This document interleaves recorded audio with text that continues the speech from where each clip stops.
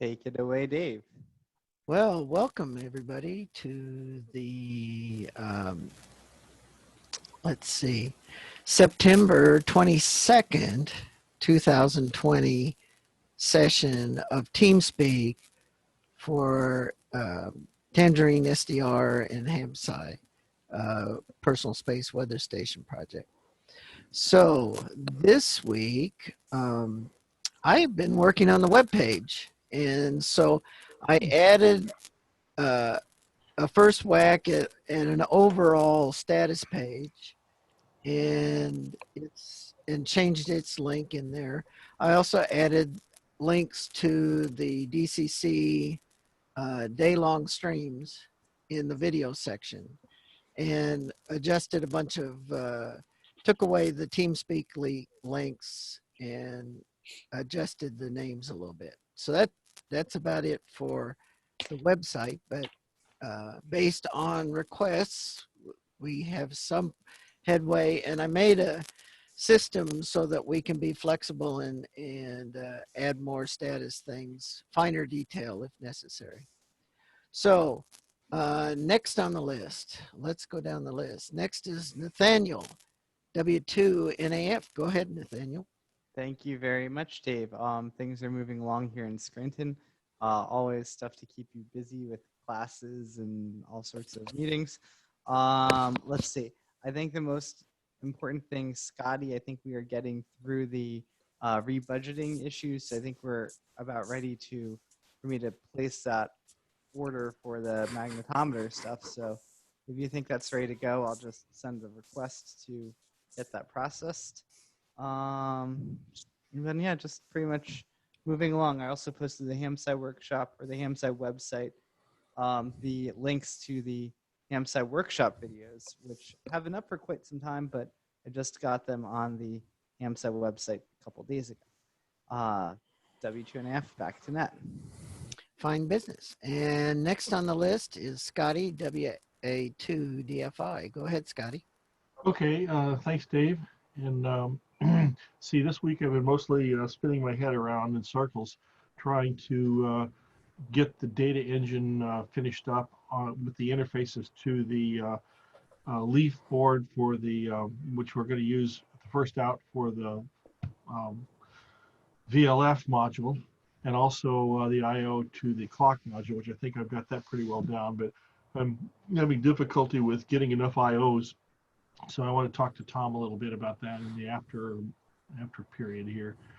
But I think I'm going to end up having to steal some I/Os from the RF modules, at least on this version of the board, because I just don't have enough pins to do what I want to do.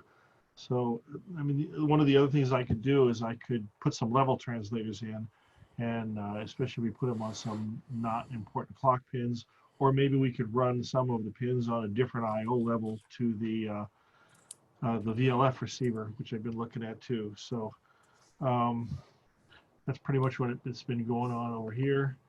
And finally found my my Intel eval board that was secreted away in storage in hundreds of boxes. I narrowed it down to with my, yeah, that's the one. I actually found it, if you can believe it, because when I started packing up the building, I was marking everything that went in every box, but that got so incredibly tedious. It was taking way too long, so I got sloppy at the end, and I just would say like development kits or boards from office or something like that. So I ended up having to go through about half a dozen boxes before I found the one that it was in. So I got that, found that, and then I also retrieved from storage my Linux Fpga development station, thinking I'm pretty much resigned to the fact that I'm going to have to go back to it to do the RAM design, which means the Fpga design. So did that, and I think helped Dan. You got set up with Quartus. I think you're all set. And okay, and that's it from here. Take it away, Dave. Okay, next on the list is Dan, N4XWE. Go ahead, Dan. Thank you, Dave. Well, I did a little bit of traveling this last week, so I didn't do a lot of radio stuff. I did get the Altera Intel board. As Scotty mentioned, I have Quartus up and running in Windows and in Linux. Had a couple of little issues with Linux that were kind of self-induced. If anybody starts running Quartus in Linux, remember to generate some dev rules, udev rules files. Otherwise, you won't be able to connect via USB. By Ethernet, it won't be a problem, and the USB blaster works both by Ethernet and by USB. I also found one of my USB Ethernet dongles, and I know it's real because the instruction and data sheet in it is in Chinese. So I know it's authentic. Anyway, that's about it from here. Back to you, Dave. Fine business. Well, next on the list, we have Dave W. KD0EAG. Go ahead, Dave. Hello. Not sure what I've been doing. I guess I've been working on software, and I got myself a working magnetometer rig that I can actually use for software stuff and probably even put out in the ground. But I did it by subversive means. I've gone completely around the demonically possessed PCA 9615 chips and have instead used the what is it, an LTC 4311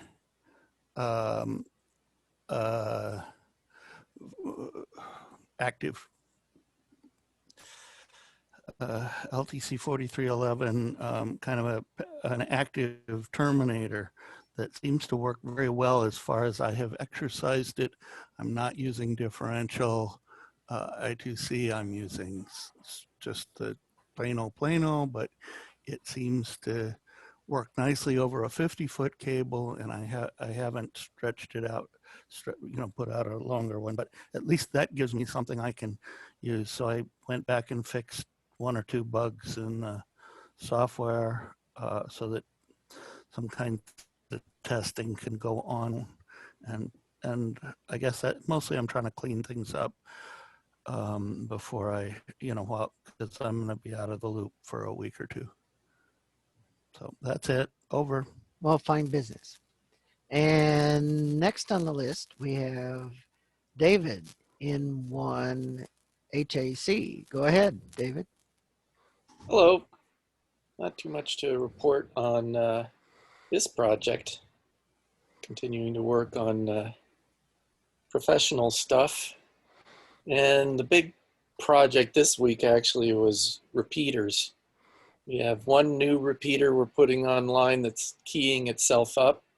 And then our existing repeater system's getting interference on 220, of all things, from Connecticut. We're up in New Hampshire. It's coming straight up the Connecticut River Valley. Yeah. Somebody's got a very high-powered link radio with a beam on it. And I got to find out who's... It's pointing and they're at not you. IDing. So, such is the life of a radio guy. Back to net. Well, that's the guy's probably sitting there and saying, nobody uses 220. I can do what I want. Well, this is actually a repeater system that they have down there, and they're clearly okay. using the 220 to link various repeaters. Yeah. But they have no idea that they're making it out this far. Well, I'll go on to the next one. Next on the list is Bill Engelkey, AB4EJ. Go ahead, Bill. Thanks, Dave. Good evening to you. Good evening to the net. Yeah, I've, as I might have mentioned last time, I've discovered that the Raspberry Pi works fine as a local host for the Tangerine running it using the data engine simulator. And so I'm starting to switch things over to that because they are cheaper and more plentiful than the Odroids. And so I came across the idea. I realized that now that I have all of the code that requires high speed implemented in C and running as separate processes, maybe I don't really need main control. Maybe I can control the data engine directly from the web controller, which runs in Python, which would take the middleman out of that circuit and maybe solve some software races that happen, some edge cases where you click two buttons too quick together and it crashes. So I'm gonna look at that. So the major thing with getting that to work is the discovery routine. So today I took the discovery routine and jacked it around so that it can be executed from Python and pass back an array of structures that list all of the HPSDR compliant devices on the line. So far I've tested it with the simulator and the red Pataya, and you get the data back and all the ports are right and everything. So I'm going to see if I can come up as a continuous improvement with eliminating the old block called main control. And so I think I can call everything from the Python routine. And so we're going to be testing that for the rest of the week. So that should give a little bit simpler system. As I've always said, complexity is our enemy here. So anytime I can simplify something, that's what you want to do. So anyway, that's what I've been up to. Back to Ned. Okay, fine business. Next on the list is Dev, KC3 PVE. Go ahead, Dev. Thank you, Dave. Good evening, everyone. So it has been a regular week for me. I'm making slow progress in my work. There has not been any breakthrough. So it's a regular week, and I'm looking forward to make some more progress. Thank you. Well, fine business. Next on the list, we have Dick Patchy. Go ahead, Dick. Okay, Nathaniel, thank you.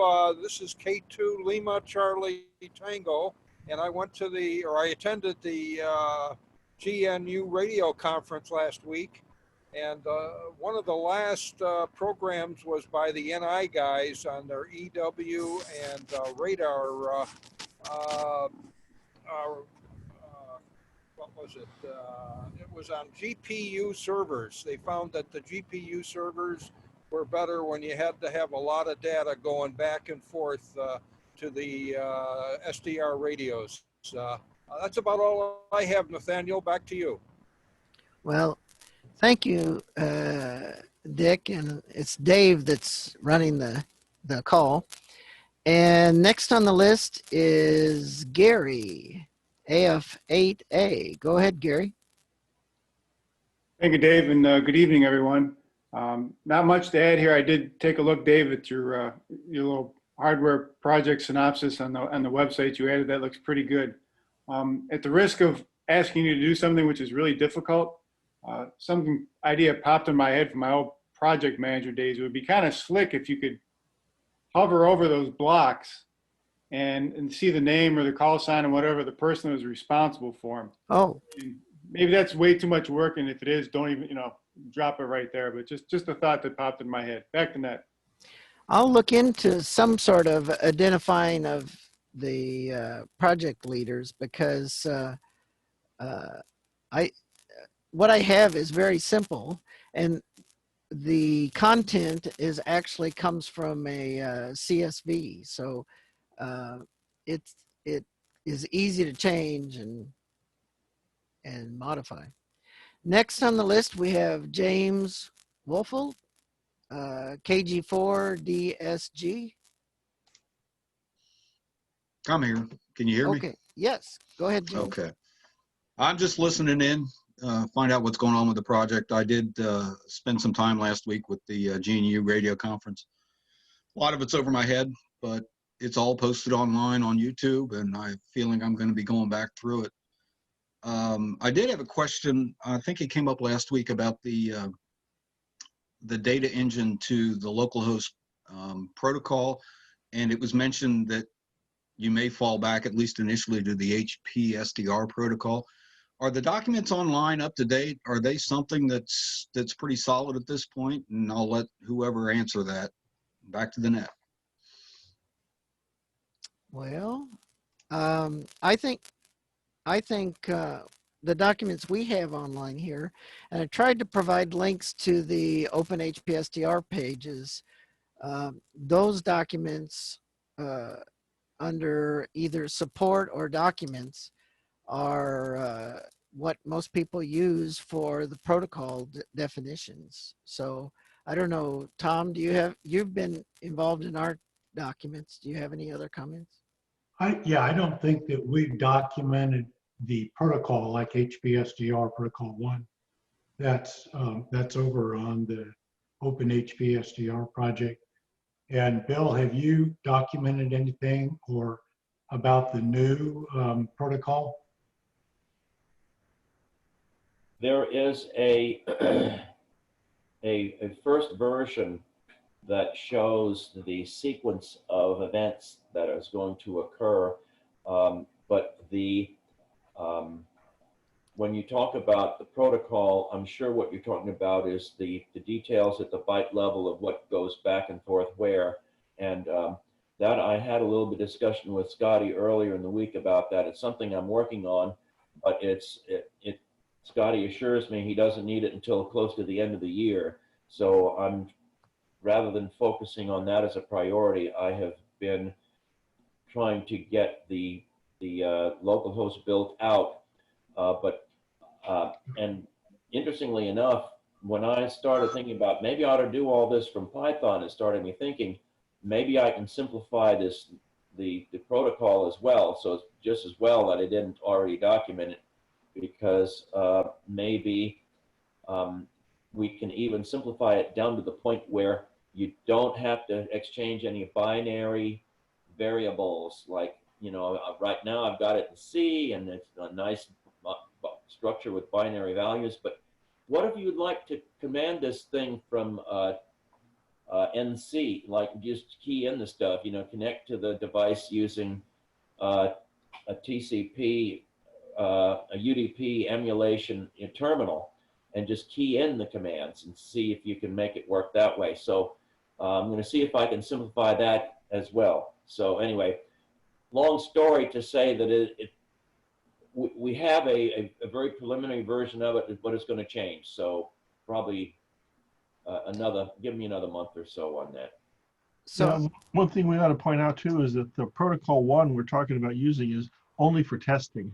That's not really what we're going to actually use in real life. It's just going to, because we have FPGA code that implements protocol 1, it's very easy to throw it into the FPGA and debug the hardware.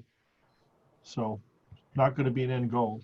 I also want to mention to James, you can find Bill's work on his GitHub, which is linked under the code link on Tangerine SDR. It's called Tangerine Notes. Is that it? Tangerine SDR Notes. Yes. Yeah. And there's a new, now the new one is Tangerine SDR -Pi. Okay. So the new stuff that's going to be Pi related. I thought I would not mess up what is up and running on the Odroid, but I created another whole repository for the Pi-based stuff, and I'm going to focus most of my activities on that. Well, once you get to his GitHub, you'll find what he's documented so far. I thank you. I didn't really mean to derail this thing, but I did find on the Tapper website there's a protocol 2, but you're actually talking about protocol 1 for testing, right? Correct. Okay. It's quite a bit simpler. Okay. And so it's for a quick off, protocol 1 does almost no air checking. Okay. And protocol 2 put a lot of air checking in, and Okay. that's the big difference. Well, I'll look around. Thank you. Okay. Okay, back up to the list. The next one is John, W4JKL. Go ahead. Okay, hello everybody. Still lurking in the background here, watching over you here. and trying to keep up with what's going on. That's about it for me. I'm doing some more reading of the conference proceedings and the stuff on the HamSci website, and appreciate the nod of the head, and back to Ned. Okay. Well, next on the list would be J, WB8SBI. Go ahead. Yeah, good evening, everybody. And hope everybody is doing well and staying safe in these troubled times. Basically, I'm dropping into these meetings to of general interest on my own, and wondering if maybe when there are some production units or even prototype units, if I could possibly be a candidate to deploy that in my house as a monitoring station to gather data and input. So that's a possibility. However, I have a power transformer. The power company here has a transformer in my backyard, and so I don't know if that would screw up or mess up any of the readings. It's a, it's a 50 kVA unit, so don't know what that would do, if anything. In a related subject here, that doesn't have to do specifically with HamSCI. I'm an ARRL-PIO, and at the last AMSAT conference in Virginia, I obtained a video on Oscar 5, the history of Oscar 5, and some of the guys who actually worked on Oscar 5 were there. I have that video. It's a 15-minute. So if any of you at your local clubs, or Nathaniel at your club there at Scranton would be interested, it's a 15-minute video. I'd be happy to come to your meetings and play that, or to any of your local clubs. It's really fascinating. It's a professionally done video. So WB8SBI at ARRL.net. Otherwise, I'm just enjoying myself participating in not only the technical part of what we're doing here, but also the space weather part on the Thursdays. One other thing that did occur to me here, you're talking about the servers. In my day job, I'm a retired automotive cybersecurity engineer. And so I'm wondering what sort of cybersecurity is even being considered for this project. Now you got to ask yourself the question, well, why would somebody want to attack it? Well, now you're getting into a whole another conversation. But suffice it to say, somebody could really want to mess things up. Even if there's nothing of economic value there, it's the annoyance value. It's also, if someone wanted to be malicious, it's the ability to alter data, that you've got this data stream coming in and they just want to mess it up. So is any thought been given to how we're going to protect that data against intrusion and anti-tampering, so that not only we have confidence in the data, but if we submit that data for anybody else for peer review, that they have confidence that it hasn't been altered in any way. Yeah. So I tossed that out for consideration. Otherwise, 7-3 to all. Stay safe. Back to Ned. I would think Bill might be the person we. Sorry, Bill, but you want to answer that question? Well, as far as protecting the data once it's on the server, that is the domain of the computer science department, and they're charged with that.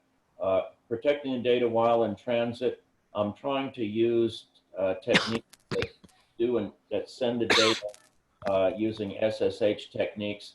One WAG even suggested that we ought to get a security certificate and install it for every person. Each person would have their own, and they have to be replaced, and they cost $25 a piece per year. No, I don't think so. No, we're not doing that. So you got to remember that this is not a professional thing. I mean, we can't do what Daimler-Benz or General Motors are going to do for this. We got to be a little bit. We're going to try and use standard internet security for the data in transit whenever we can. We have also talked about how to protect the devices from being hacked while they're sitting in somebody's shack. And I got to say, man, if you put one of these devices on the open internet, that's on you. You got to have this device behind your home router. As far as people putting it into a secure into a network situation, like in an organization at a university, once again, their security department is going to have to be responsible for making sure the thing is behind a firewall. So, you know, you can really go down a rabbit hole of security. And I know that, Jay, I'm sure you have done that many times and gone very deep. But you got to remember, this is a volunteer organization and our funding isn't unlimited. So. Yeah, I get it, but I just wanted to toss that out there. Because in the other world that you know, you get all types of people, for anywhere from state-sponsored actors. Oh, I know. You're exactly right. We have to consider it. We can't consider it at the level that you may be used to, but we're not ignoring it either. Okay, I'm good. It's an interesting project because we have some NSF funding. We have universities involved, as well as a bunch of amateur radio operators involved. Now, a large number of us are retired engineers or professors, so, you know, kind of a background like you have. I think one of the other things to consider too is that, you know, at this stage, we're still like very much in this prototyping phase. So I think Bill's approach is right. Use these standard internet libraries such as SSH to provide security and rely on these, you know, being behind home routers and making sure people know that you have to be behind something. But I think if we try to put too much security in right away, we're not even going to get beyond the whole development phase of just trying to get something that works at all. Well, you know, the other thing is that you got to be careful that you don't have to have real serious IT skills in order to be able to set one of these things up and put it in production. Let me ask this question. How at the server side, when you're receiving all this data, how easy is it to incorporate some mechanism to say that the data that was received has not been altered, either in transit or at the server side? So in other words, it's at the server, and to make sure that it wasn't tampered with at the server. I mean, people doing something with a check digit, I mean, or a hash, I mean, like you put on software that you're distributing, that might be an option. Yeah, because that sounds like something that may, and again, I'm not a big box IT guy. I'm an embedded software guy. I tossed that out there. But one of the things, as something to consider. That's all. one of the things to consider too is that we're running an OS, so a supported OS. So we have all of the resources available that OS provides us, as opposed to the roll your own bare metal where we have very little support. So that may help us in the long run implement whatever security we need, as opposed to trying to roll our own security, which would be daunting. Oh yeah, no, I agree. Trying to roll your own is way out of scope for this project. Yeah. If you're doing everything through a secure shell tunnel, or through like SCP, that's going to include a certain amount of security right there and protection against the data being tampered. You know, it's even there's even a capability within digital RF to add check digit information to digital RF record by record. But let me tell you what a hit that puts on performance. you couldn't keep, I couldn't keep up with the data in the small board computer system. So yeah, we're going to have to just do the best we can with what we have. Some of these things. Yeah, I totally get it. Yeah. Well, I would can't like say that there are great consequences to mucking with the data anyway. You just end up not having the data from a particular station. But the Or you don't have the data station. I was thinking of if someone got into the main server itself, where you've got all this data from everybody and was somehow able to alter that. And that would, that would mean that all that effort that everybody's put in is essentially down the drain. That's behind the university firewall, isn't it? It will be. Yeah. It'll get the university firewall. The university is, let's put it this way, the University of Alabama is a big target. Everybody knows it. And you can't get on any system unless you have at least two-factor authentication for every single thing you do. And a few years ago at my alma mater, Lawrence Technological University, they had a disgruntled student who, from the inside, he literally shut down the entire university system and destroyed just terabytes of data, gone. Even when they recovered from the backups, there was still terabytes of research data, financial records, everything gone. They found out who it was and why he did it. He was disgruntled because his girlfriend was not accepted, was denied admission. But so it was an internal attack. Oh yeah, the FBI did get him. Yeah. Hey Dave, how far down the list are we? We're almost there. I'm trying to get back on calling the list so we can get to the open discussion. We got down a rabbit hole. Okay, back to net. Okay. Let's see. Next on the list is Jonathan, KC3EEY. Go ahead, Jonathan.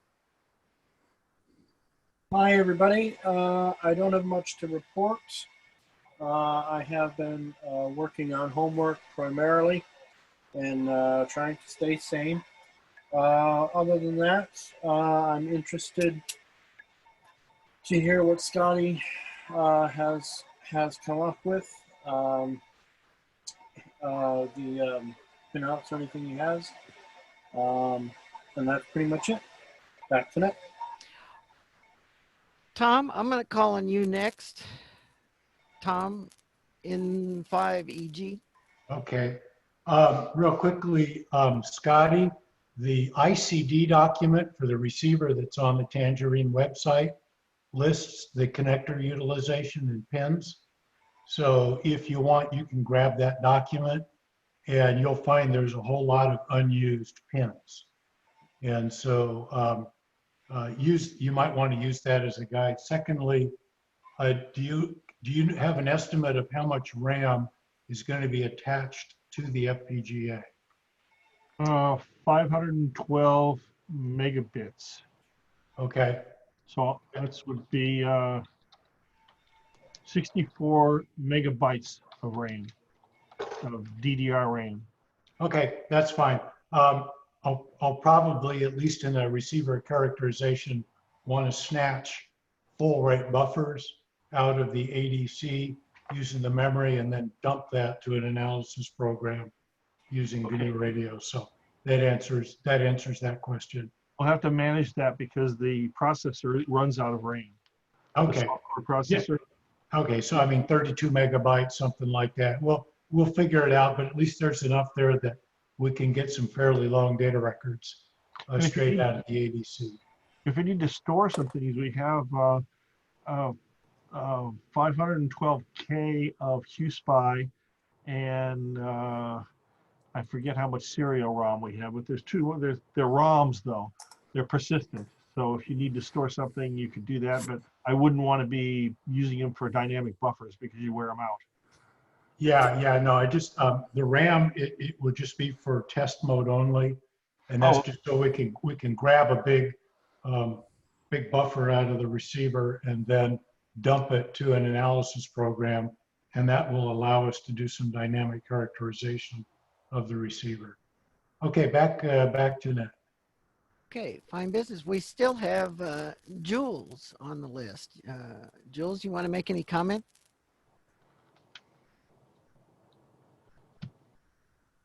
Okay, can you hear me now? Oh, I can hear you just fine. Okay, great. Yeah, this is my first attendance of one of the Zoom sessions. I've been working with Dave Witten to continue testing of the RM3100 magnetometers. I just actually pulled in my 400 feet of Cat5e that I've been running one of the magnetometers at the end of in a underground situation for temperature stabilization, because I want to build two units, two RM3100s into that housing to be able to do a direct comparison between two units into the same temperature environment and also the same local magnetic fields, to look at the variations between just a pair of the RM3100s off the shelf. So far, the routines or the runs I've been taking, the daily runs, have been agreeing very, very nicely with what I see on the intermag.org site from Fredericksburg, Virginia. And again, just collecting data for noise analysis and general performance analysis to assist Dave. And Well, back to Net. Jules, I've seen lots of your work, and it's pretty amazing what you've been coming up with. So very pleased with some of your results. Well, thank you very much. I'm going to continue testing and we'll give feedback as I get it here. Yep. Really appreciate it. So I think we're to the end of the list. Have I missed anybody? So we're open for general discussion.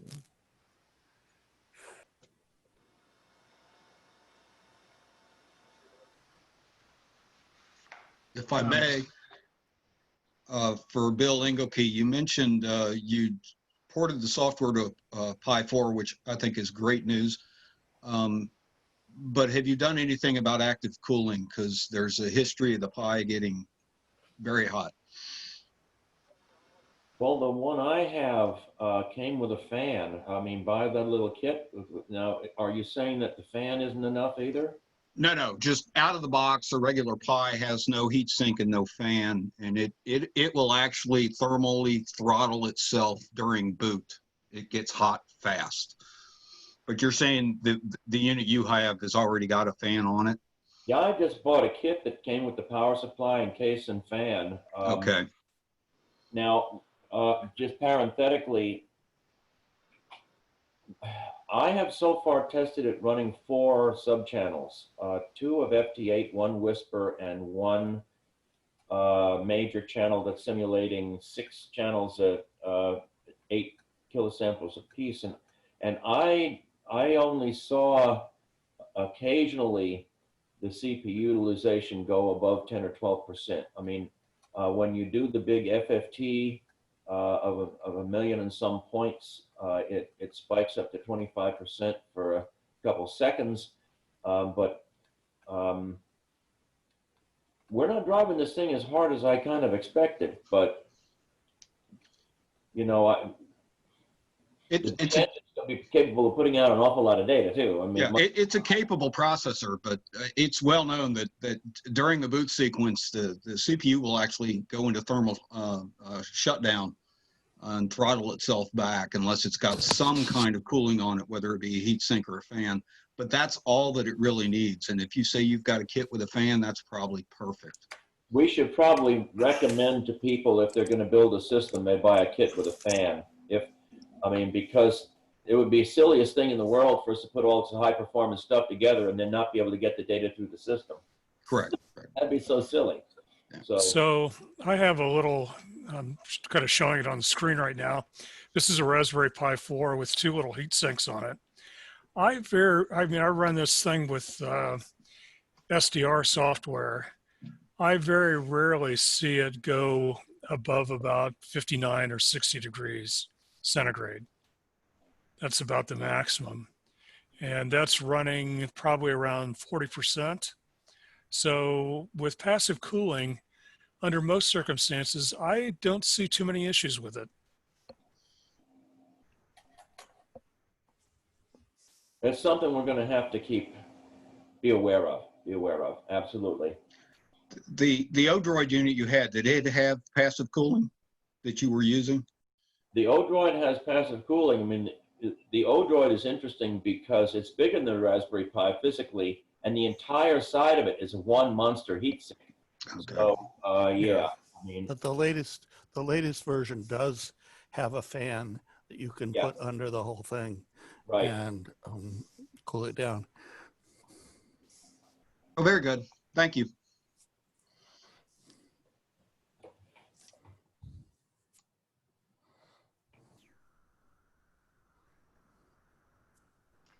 Scotty, I just counted down the list. There's a little over 60 pins on the receiver that are not connected.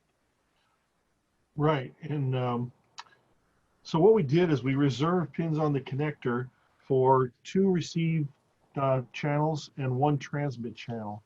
The receive channels being 17-bit differential, 17 differential pairs each, and the transmit channel being 14 differential pairs each. The idea being that we could use 16-bit ADCs with an overflow bit, that would be 17 bits. And on the transmitters, we could use 14-bit DACs, and they would fit into the transmit channel. But I'm happy to reserve those pins for future use. But in reality, they go to the FPGA, so they're all programmable anyway. So you can assign them really any way you want. And what we've done is, I mean, you've used the majority of one channel, a receive channel for the receive data, for the 2 receive data channels that is multiplexed. And then I see we've used part of the second receive channel for some SPI pins. That's all you're using it for, right? Just a couple. Right. But they're 1.8 volt SPI pins. But right, because they have to be, because the interface is set to the same voltage level as the data is. 1.8. That's right. So I left the second receive channel empty and didn't use the transmit channel at all. Right, and the way it works is that whatever the I/O channel voltage is, you get to pick 1.8, 2.5, or 3.3 per socket, and then all of the I/O pins are that level. Okay. So you can't have like a 3.3 volt receiver and a 1.8 volt transmitter on the same card unless you want to do the level translation yourself. The idea being that I really don't have that many banks in the FPGA to pick individual buses, voltages for individual buses. The problem I'm having is that I'm really out of I/O pins, and I know we're not going to use them for the first board.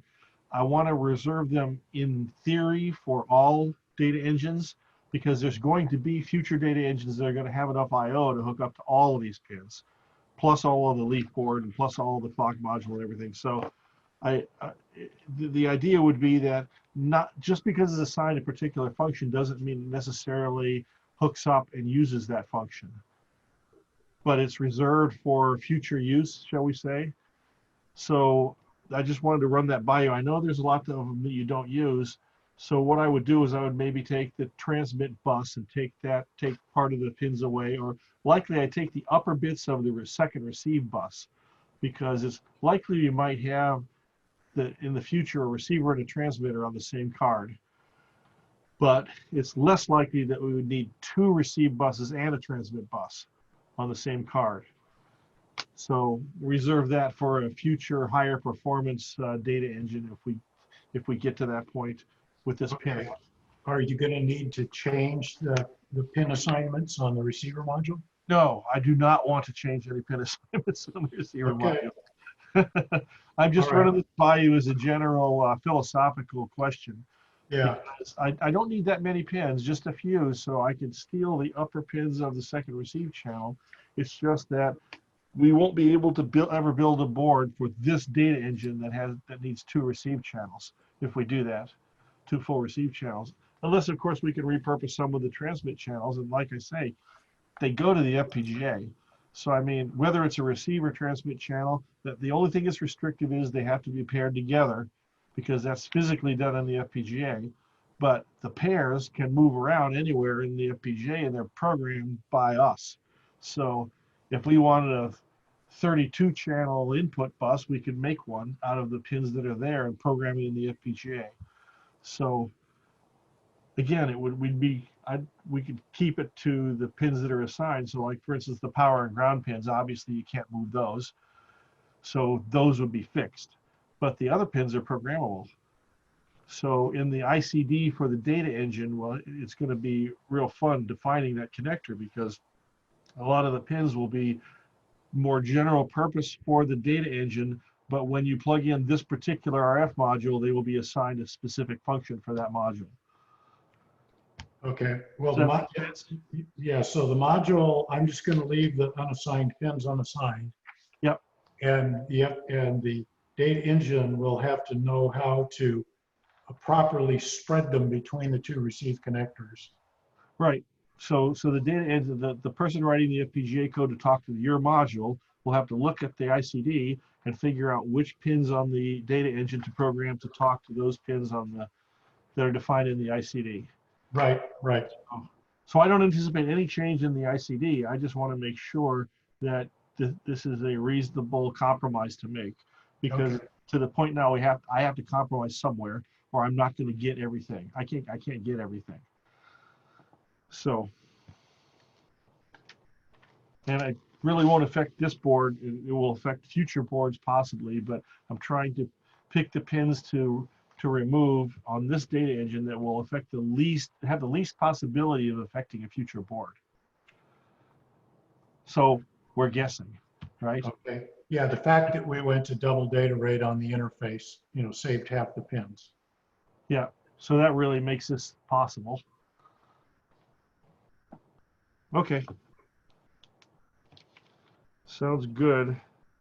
I've got a couple of questions. First, what is the Raspberry Pi 4 kit that is being used? Oh, it was just something I found on Amazon.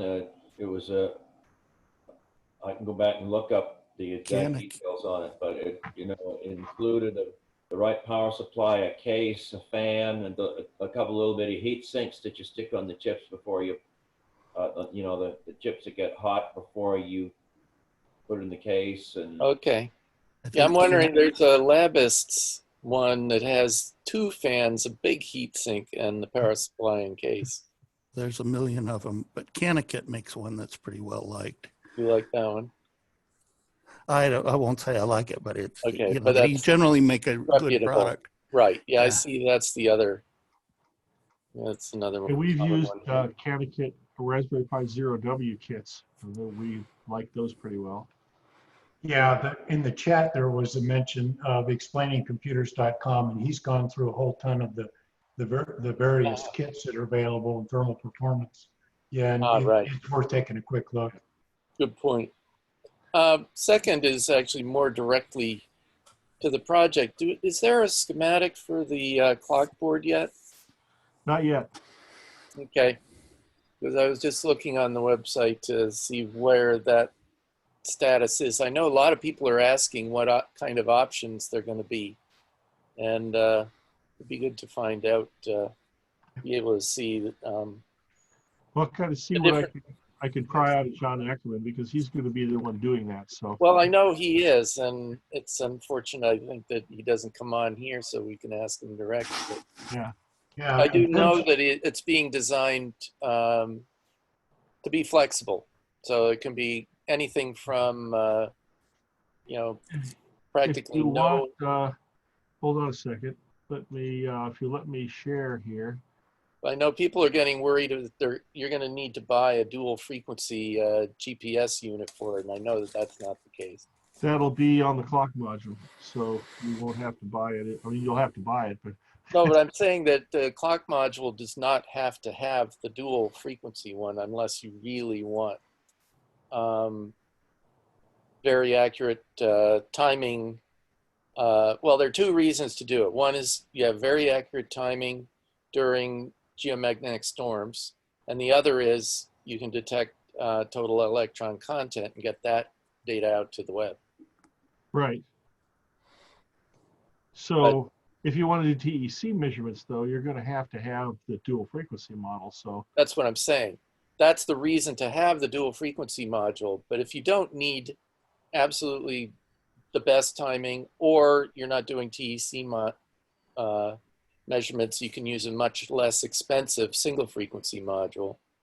Well, that's what we were saying too for the low cost personal space. Right. And then also there will be various oscillator options, anything from a temperature compensated to, as good an optimized oscillator as you want to throw at it. So I shared the screen. This is the block diagram that John used at his DCC talk. Exactly. Yeah, I've seen So this that. is basically where we're at right now for what the topology is going to look like. Right.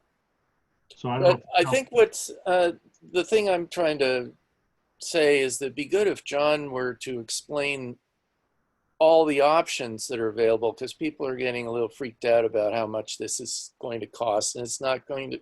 If you just want the basic clock module, it's not going to be that expensive.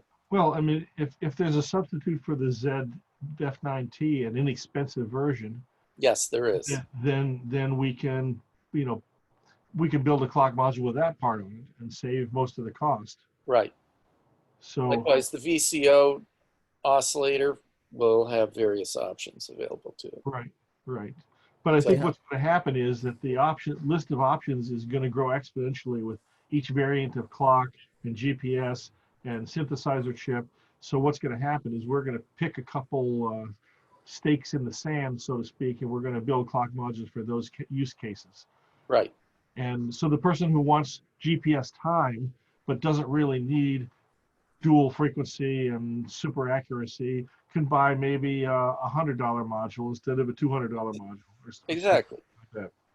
Yeah, and one thing I would say is that it probably wants to be offered as a module that has everything but the receiver and the oscillator, and the user put the receiver and oscillator of their choice into it. Probably not going to happen that way. It's going to be, the options will be up to us to do, and it's not going to be user assemblable. Okay, so the oscillator, the GPS is probably going to be a QFN type package, which is not going to be hand solderable. I don't see how that's feasible. Well, that part's not that big a deal. Yeah. I mean, you can offer two different versions. There's the basic GPS and then the dual frequency. Yeah, and I mean, I'm not unamenable to multiple versions, but they got to have use cases that people want. Right. So if we're not going to build a special one for 3 people, but even those the 3 people will be very sure to tell us that we need to do that. Yep. And I mean, it depends on how hard it is to build, because if it has pads underneath the ICs that you can't really build without an oven, there's really not any point to releasing even a bare board, because it's anyway. Yeah. Well, I was thinking in terms of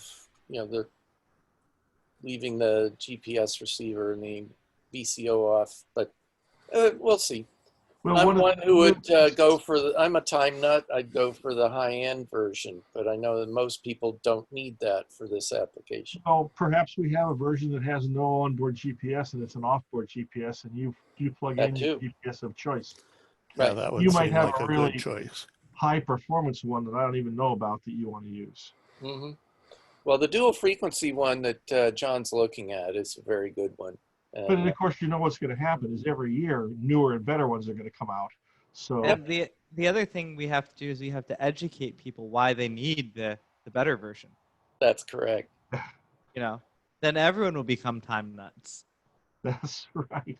So who's doing the marketing? Explain to them why they need to be a time nut. That's the inherent. Exactly. We'll have John just go out, stand out, and he can hand out pamphlets and proselytize. Yeah. So Dan, I found my 2 boxes of Raspberry Pis. So I'm set for testing of the magnetometers. And the question I had for you was, you sent me that file with the UDEV rules for Yes. getting a Byte Blaster to work on Linux. Right. Well, I'm running Ubuntu 12.04. I believe it's 12.04 because 14.04 wasn't out when I built the machine. But I'm running 12.04, and I may have upgraded to 14.04. But not 14.04. I'm gonna get this wrong. It's 18.04 I'm running. Okay, so one rev back of the LTS is what I'm running.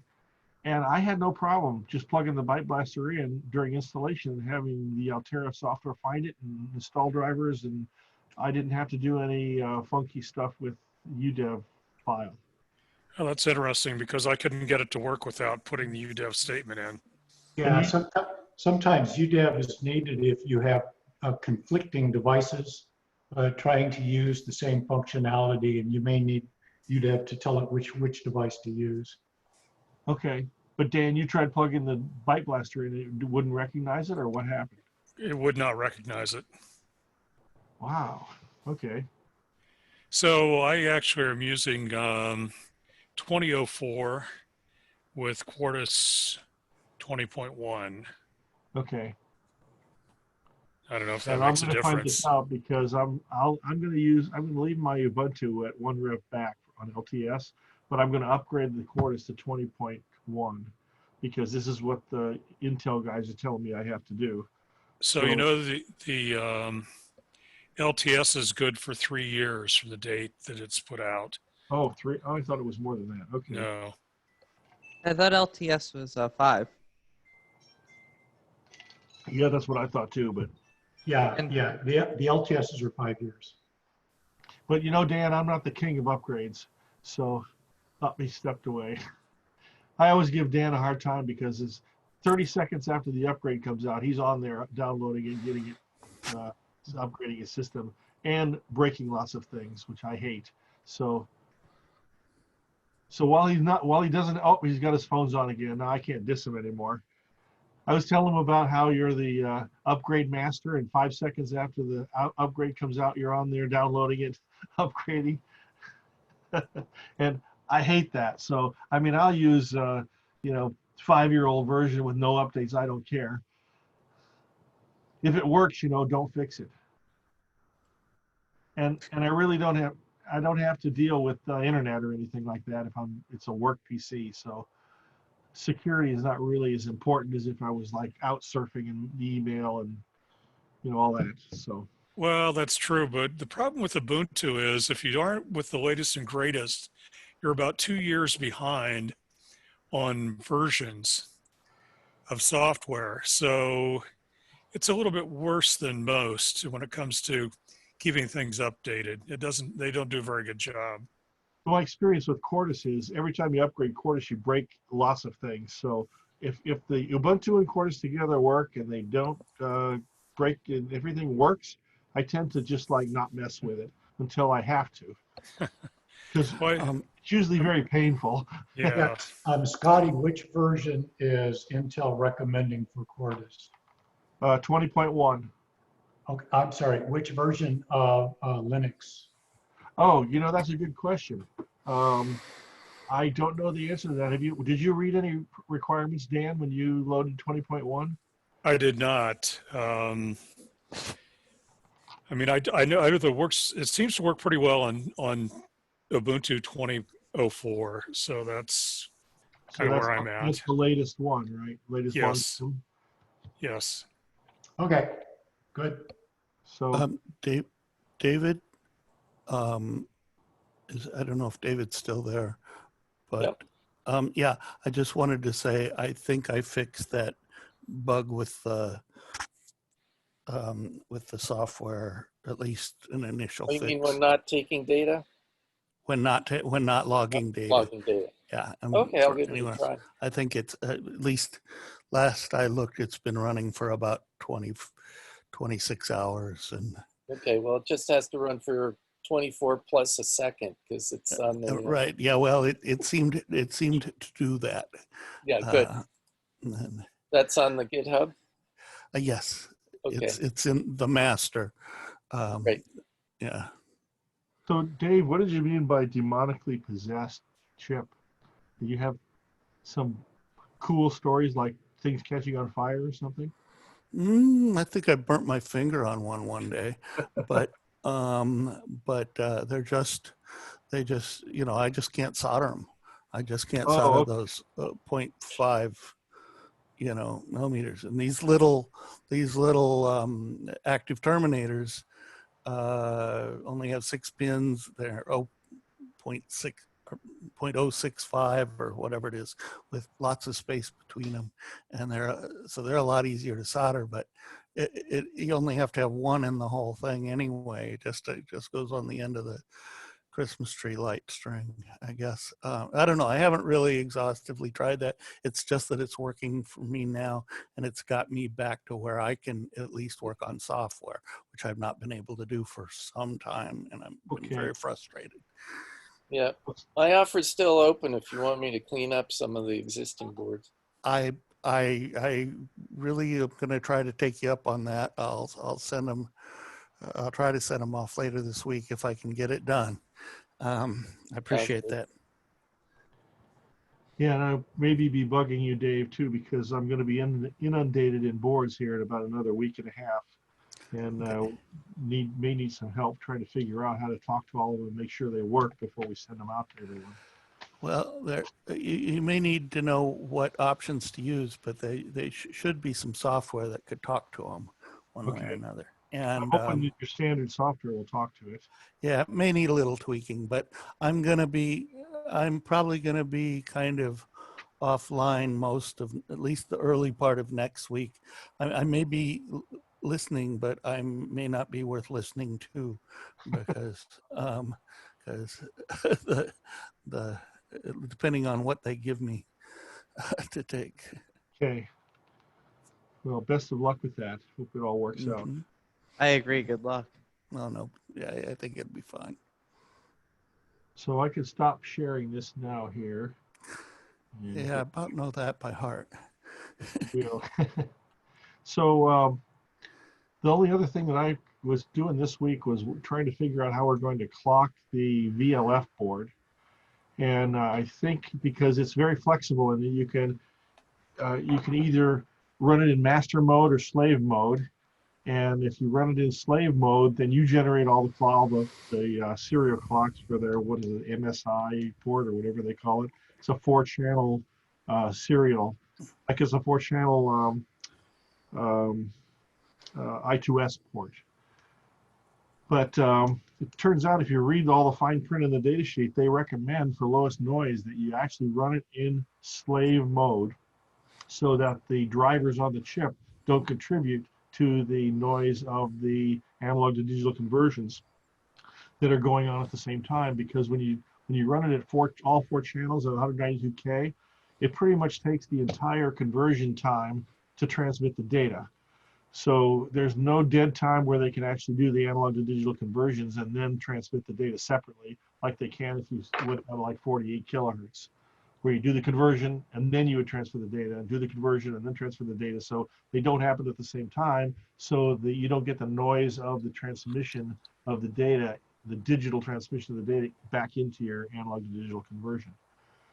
So they recommend using it as a slave. So I guess the way we should do it then is that the data engine / clock module, whichever, should supply the clock to the Cirrus chip and load the data off of it. And by us supplying the clock, we actually are controlling the conversion instant, because the clock is going to come from us, and the data coming out and the conversion that happens are locked together so that the rates are exactly the same.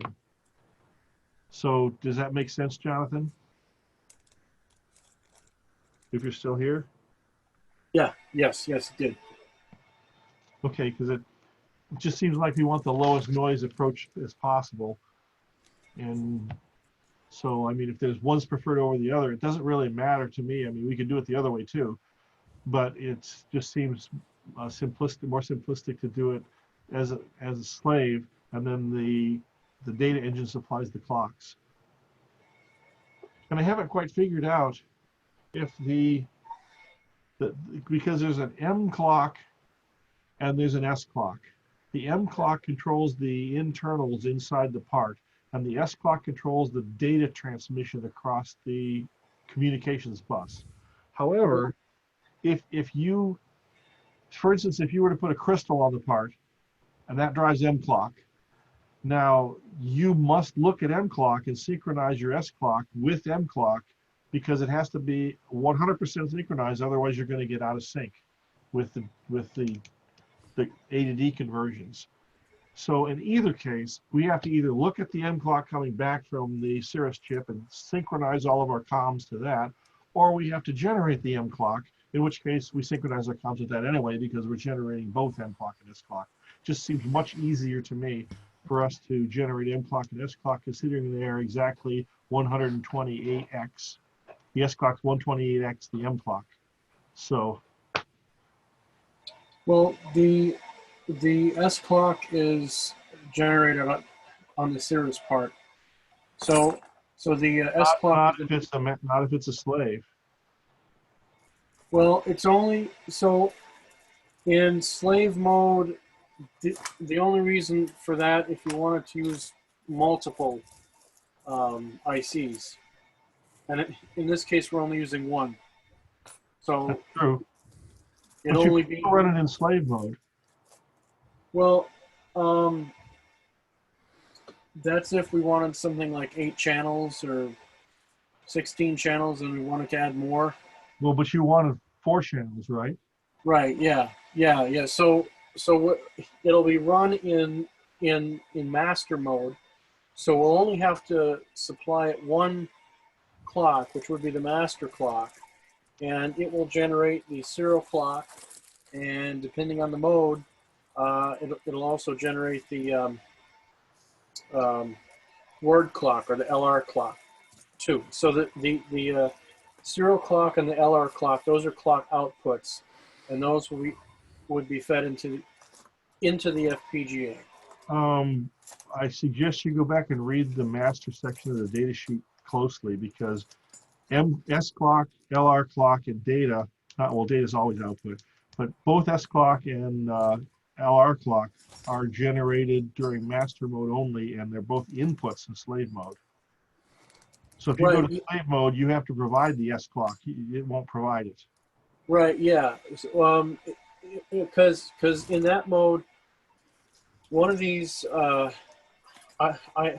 ICs will act as a master, and it'll be outputting serial clock and word clock, and then that's fed into the other slaves if you have them. But we're only going to use one. I understand that, but you're not required to use the master slave modes if you have only one. You can choose to use slave mode only if you have one part, and then the FPGA becomes the master and tells it what to do. And if you look in the fine print in there, it says that this actually creates a lower noise system. Yes. Because the output drivers of the S clock and the LR clock are very high speed and they're very fast, and they will create noise inside the chip when you use them as outputs. But if you use them as inputs, then they don't create as much noise. So it seems like we might be better off using the part in slave mode, even though it's only one. We use it as in slave mode, and we'll have the FPGA generate the S clock and the LR clock. Is there any disadvantage to running it in slave mode? Not that I know of. No. So then why would you not do that? The only reason you run it in slave mode is if you wanted to have, like Jonathan said, a board full of them. You'd have to run one in master mode, and then all the rest would be slave to that particular one. Yeah, but what I think Scotty's saying is that we run them all slave mode. We're only going to have one. What? But but if there's only one, either way, the thing is that you want to run it in slave mode because it's a lot easier to synchronize it to the data engine. Yeah, that's what I was thinking. I don't see any reason why you would want to do it the other way. Sky's right. You want to. Well, if you didn't have an FPGA, maybe if you didn't have a clock generator, because it. No, I know, but in our particular case. In our case, and especially in our case, if you don't have, we want if we were every trying to use the we want ADC everything as the master clock as being master clock, then you have to somehow synchronize the data engine to it. right, and we want everything go that through attaches. Yeah, we want every single thing that attaches to this data engine to synchronize to the same clock. Yeah. So no, you're absolutely right that you want to have the data engine and the clock board generate the clocks and the ADC slave to it. Right, so then the S clock, M clock, and LR clock become outputs from the FPGA, and the data becomes an input. And the data is clocked based upon our S clock and LR clock. We'll accept the data based upon those two that we generate. Now the M clock has to be clean. So you don't want it coming directly out of the FPGA.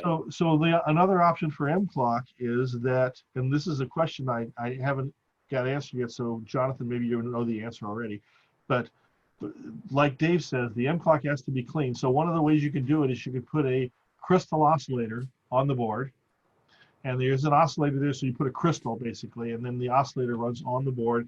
Then M clock becomes an output, and we could feed that over to the FPGA, which then we would have to use to synchronize the S clock and LR clock outputs back to the chip, because they have to be exactly divided by the right number of divisors, otherwise it doesn't work.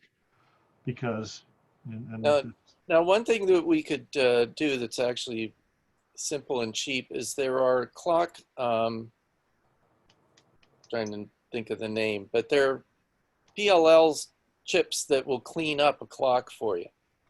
So that's the question that I can't find an answer to. How clean does the M clock have to be coming into that part? There's no data in the data sheet at all. I'll take a look at that. That's my job. I do that. Yeah, I'll see what it does, but probably the thing to do is if you're generating it through the FPGA, we put it through one of the clock clean, it cleans up the jitter. We put that on the ADC card, and then we have a nice clean clock to feed to it. Well, the other alternative is that we take the clock from the clock module and use that as the M clock input, and then M clock output comes to us from the Cirrus chip, and that we use that to synchronize everything. Yeah, if you have a good programmable clock from the clock module, that's the way to do it. I think that's the way Jonathan envisioned it anyway, isn't that? Yeah. Is that right? But then that keeps everybody synchronized. You're not going to be slipping cycles, which is a real bear. And but yes, it's the M clock that has to be clean in these. The S clock and LR clock, you can have those jitter all over the place as long as you're just digitally getting the data correctly. And I couldn't find anything in that data sheet. And Jonathan, have you looked at app notes or anything that just, I can't really determine the delay time between the actual A to D conversion and the S clock, the data coming out. They say that it's linked, so there is a fixed. That actually, which chip is this again? It's the CS5364. Just a minute. And I've been through the data sheet 3 times until my eyes glaze over. So every time I go through, I find something new that I missed. So. Did you say 5364? Yeah. Okay. Well, one of the problems, Scotty, is that depends on the mode that you're running. You can put different, generally these chips will have different choices for FIR filters on the output. That'll change the absolute sample point. Oh, so what are we going to end up are we going to have to build in the facility to measure the latency? Or No, how do we do it? No. That's just a calibration step for the user. So how are we going to get an accurate timestamp? Well, you know what the system time is, and then you do know for whatever mode you set it to, you will know what the delay through the chip is. Well, how It will I is fixed, how but will I know that? It doesn't tell me. we measure it. And actually, at VLF, if you're, given the ambiguity, it probably doesn't matter as long as it's constant, which it is. Well, what I'm thinking is, in terms of what goes on the board, I mean, I'd put a comparator on one of the inputs and then feed it to the FPGA as a sync input. And that way I can get pretty much an exact time of when the transition occurred. And then I can measure how long it takes for that transition to show up at my end. And then it's self-calibrating.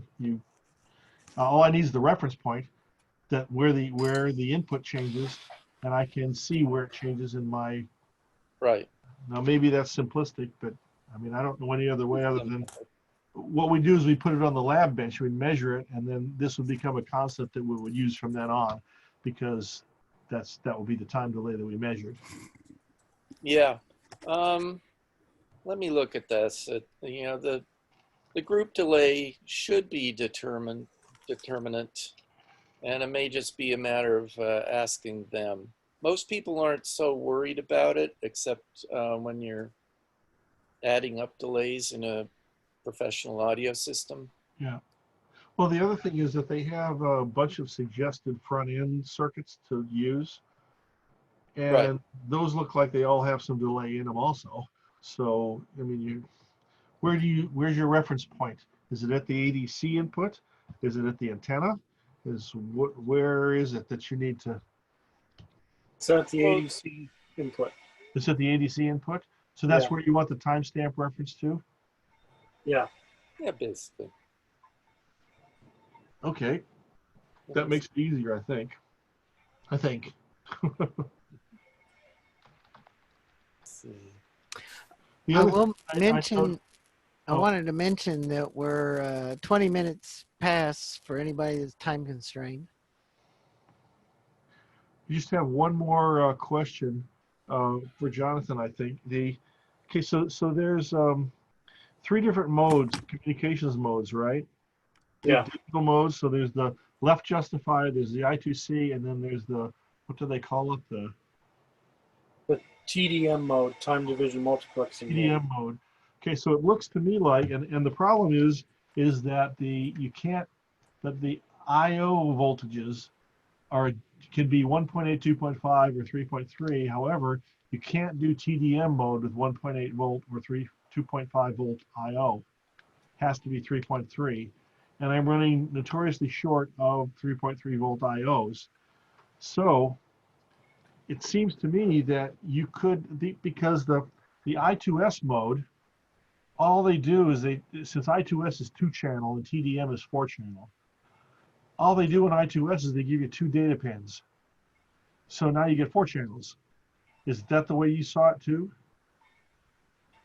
So you just clock 2 bits out at a time. So you clock 2 channels out at the same time. See, let me just double check this here. Because if that's true, then you could actually run I2S mode rather, and still get all 4 channels. Now that wouldn't work for the 6 and 8 channel ones, but that would work for the 4 channel one, I think. Well, whether we use TDM or I2S is strictly a design. It's decision based on convenience. But the main thing is that we want to have all 4 channels available. Right. That was my question. If we use I2S, it looks like I get 4 channels, but it's a little vague. Well, right. That's the thing, because here I'm looking at the pinout here. So we have. You see the data pins there's 2 data pins on the 4-channel part, and there's 4 data pins on the 8-channel part. Let's see. So Right. implying that the clock would clock out actually 2 data channels simultaneously. Yeah.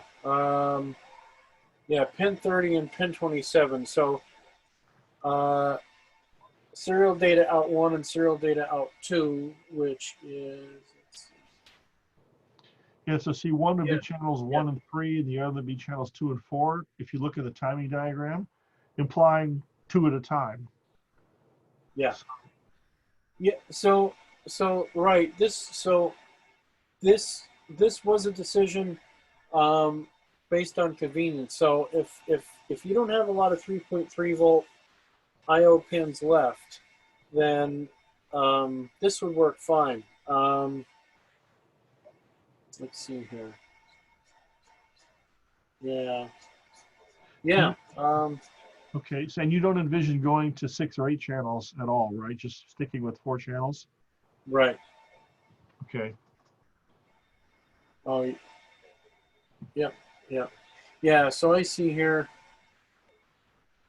Yeah, see, initially when I first looked at this, I thought there was only 1 data out and not 2, and that's why that I was so gung ho about TDM mode. But I did look at this a little closer a while ago, and I saw these two data channels. So that will definitely work, and I figured that would be a decision that's up to you. Okay, so if we can make either one work, then I mean I have no problem with TDM except I need 3 volt I/O for it.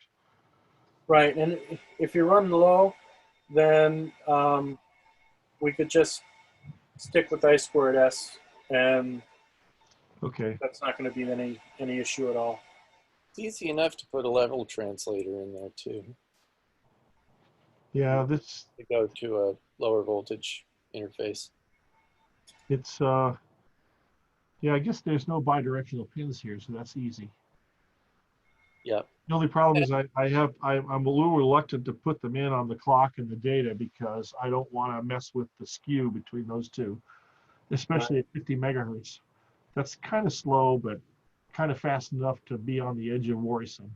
Well, if they're all the same package, they should stay synchronized. So Jonathan, if we do I2S, does that still mean we use that 49.1 megahertz clock, or do we get to slow it down? I don't remember. It's in that chart there in the data sheet. Well, see, that completely depends on the sampling frequency that the user will choose. Right, and I'm assuming maximum 192K, right? Because that's the No, worst case. no, actually, the maximum is 216K. Okay. Yeah, but you're running at 192, right? Would anybody really run a 216K instead of 192? Well, 192 is kind of it's standard for audio, but there has been outside interest in ensuring that we can sample up to 100 kilohertz signals, and Right. So then you need to be at above 200. yeah, so that's why that that the user would choose the clock rate, where we would give them like a choice. So it would be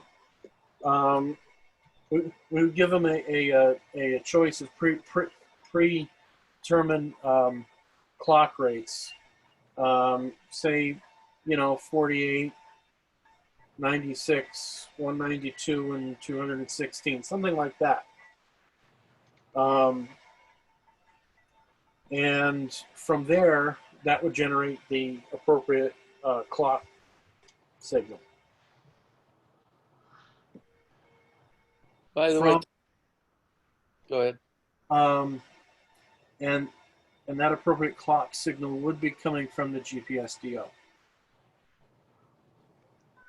And if you do want to run in master mode, or in slave mode, then that clock will also go to the FPGA, and the FPGA would do the clock division, and that would drive the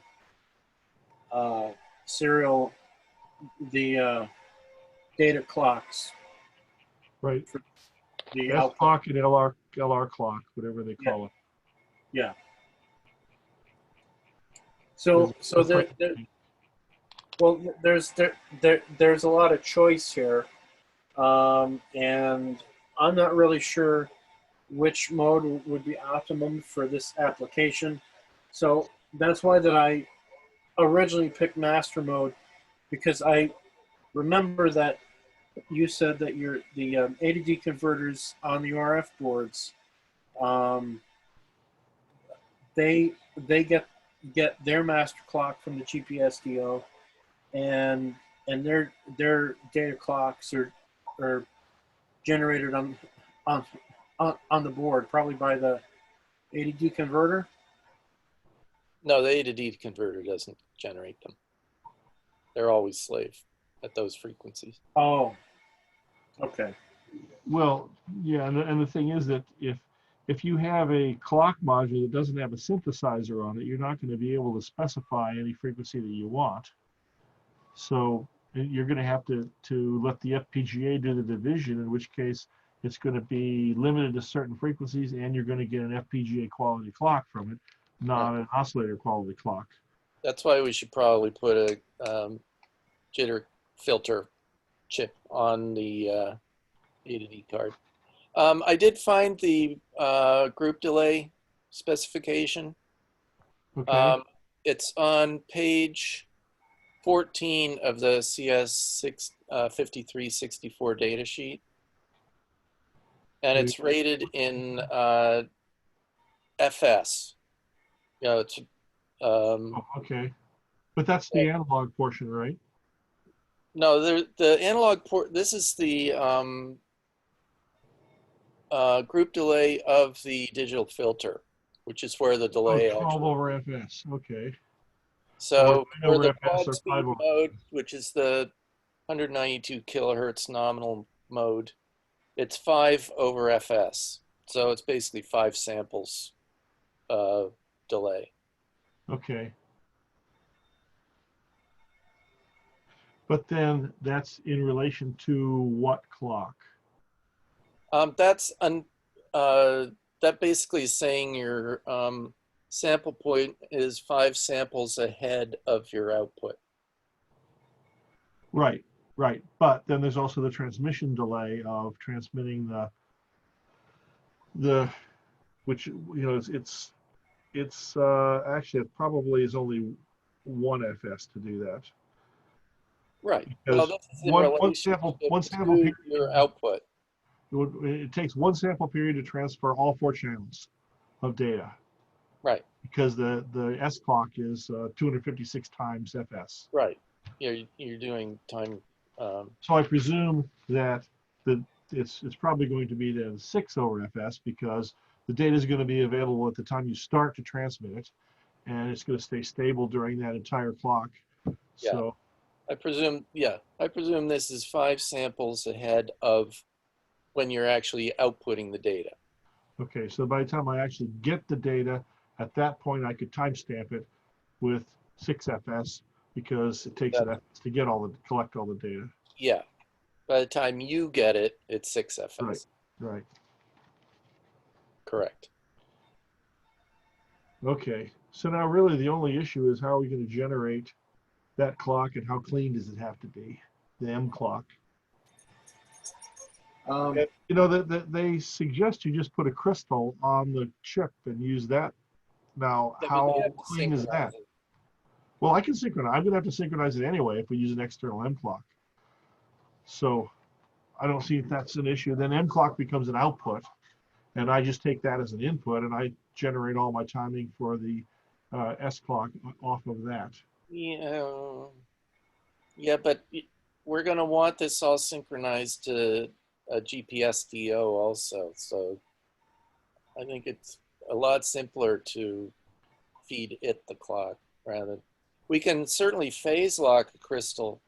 That's one of the better ways of cleaning up the FPGA clock. But if I interpolate the timestamp between GPSDO ticks, I don't think it's going to make any difference.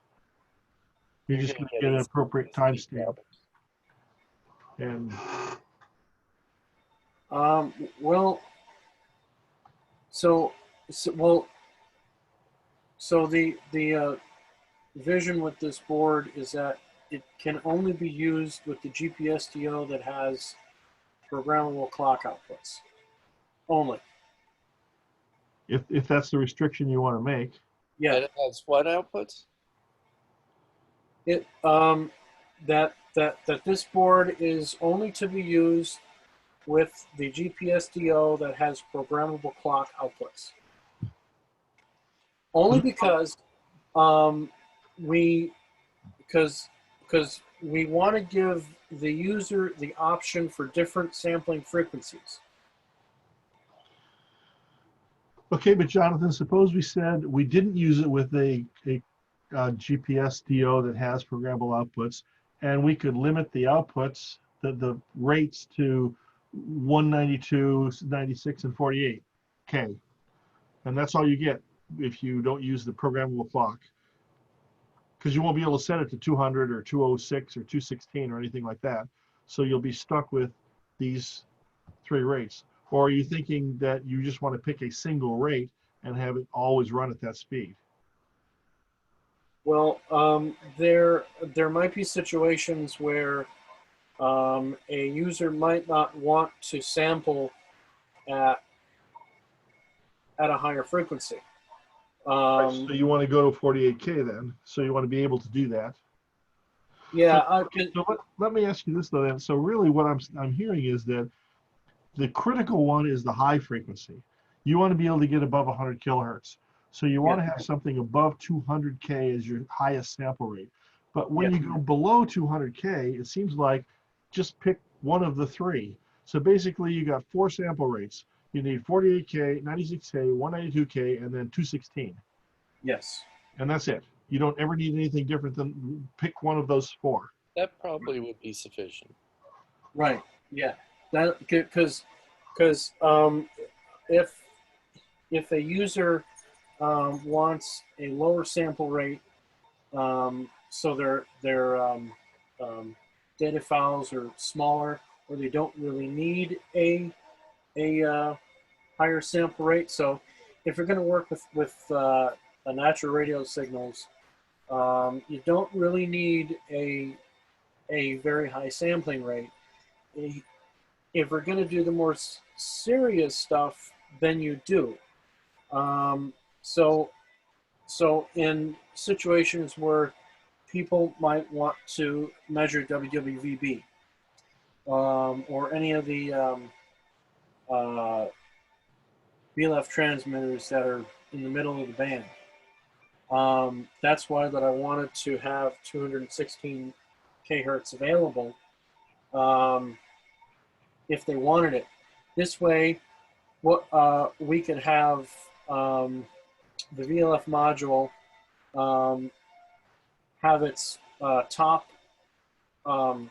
limit of 100 kilohertz, and I know the RF module. I think the bottom limit is 100 kilohertz. So there was interest that there would be overlap. So we could capture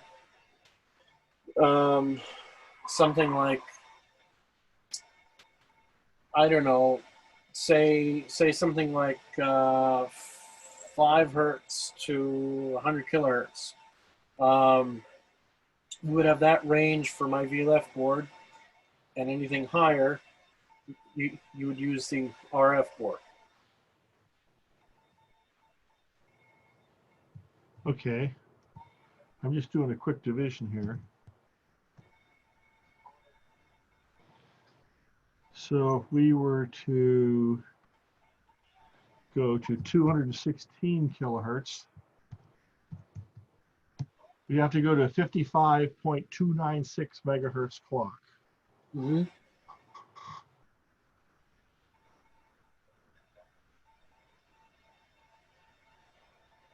Yeah, so M clock would have to be fast. Well,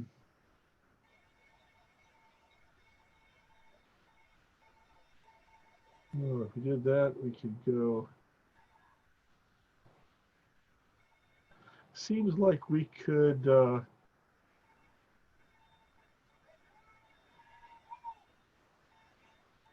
Okay, so there's dividers on the input side,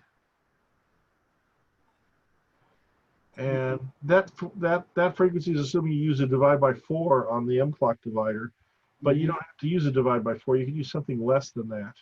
Right.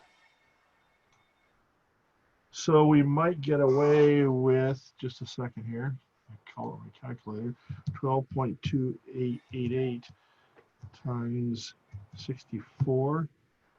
That's not right. Anyway, what I'm thinking is that we could, if we picked a crystal.